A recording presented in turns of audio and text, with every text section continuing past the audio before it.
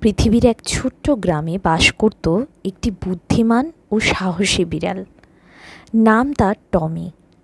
সে সবসময় আকাশের তারাদের দিকে তাকিয়ে ভাবত, ওখানে কেমন হবে, আমি যদি একদিন ওখানে যেতে পারতাম। একদিন হঠাৎ করেই এক বিজ্ঞানীর চোখে পড়ে টমির এই স্বপ্নময় দৃষ্টিভঙ্গি। তিনি টমিকে নিয়ে শুরু করলেন মহাকাশ অভিযানের প্রস্তুতি।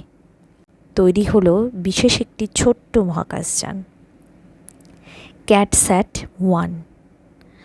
আর একদিন সবার চোখের সামনে চাঁদের পথে রওনা দিল টমি। চাঁদের মাটিতে পা রাখার পর টমি চাঁদের পাথর ঘেঁটে ঘেঁটে নানা কিছু আবিষ্কার করতে থাকে। কখনো সে লাফিয়ে লাফিয়ে হাঁটে, কখনো দৌড়ায়, আবার কখনো থেমে চাঁদের দিকে তাকিয়ে ভাবে, আমি এটা করতে পেরেছি।